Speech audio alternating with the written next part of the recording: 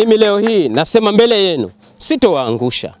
Nitahakikisha kabisa kwa tunapambania maslahi ya jimbo la Kojani na kuweza kuhakikisha kwa fursa zote tunazileta ndani ya jimbo letu la Kojani.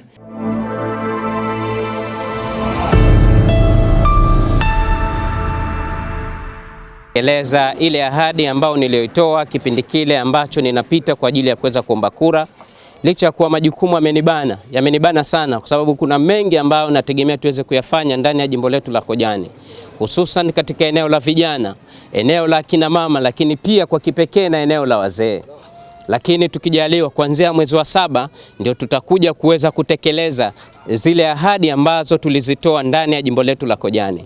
Kuna mengi ambayo tunategemea kuweza kuyafanya. Nadhani muda utakapofika, nyinyi wenyewe mtakuwa ni mashuhuda kuweza kujionea juu ya mambo ambayo nitayafanya kwa upande wa kwangu mimi mwakilishi ndani ya jimbo la Kojani.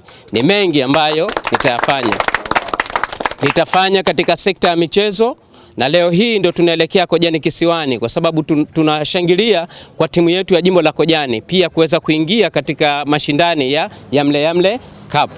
Sambamba na hivyo, nitahakikisha timu zote ambazo ziko ndani ya jimbo la Kojani kuweza kuzishika mkono. Namaanisha kuzishika mkono kuanzia kwenye usajili, lakini pia kuzishika mkono kuweza kuhakikisha pia tunazipatia vifaa vya michezo ndani ya jimbo letu la Kojani. Kiwanja ambacho tumejengewa na Mheshimiwa Rais wa Zanzibar, Dr. Hussein Ali Mwinyi, kwa kweli katupendelea sana.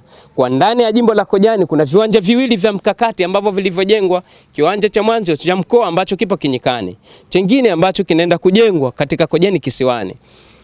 Ni jambo ambalo nimemuomba waziri kwa zile fursa za ajira ninaziomba kwa ajili ya vijana, kwa sisi wa Kojani, sio kwa kuvua tu, hata zile nafasi za kazi na sisi tupewe.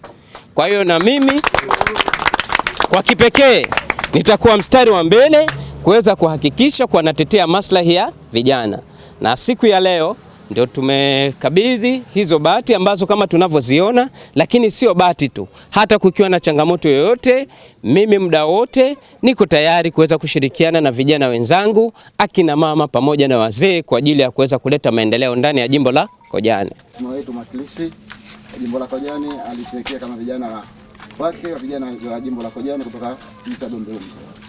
Mimi niseme alhamdulillah. Sawa. Tumshukuru sana mwakilishi wetu kwa upendo ambao anao na vijana wake. Sisi ambao bega kwa bega tunamunga mkono yeye, lakini sio yeye peke yake, tunamunga mkono mpaka rais wetu Dr. Hassan Mwinyi kwa ajili ya kutekeleza ilani ambayo Chama cha Mapinduzi yameweka. Kwa mimi niseme mwakilishi, karibu sana Dombe.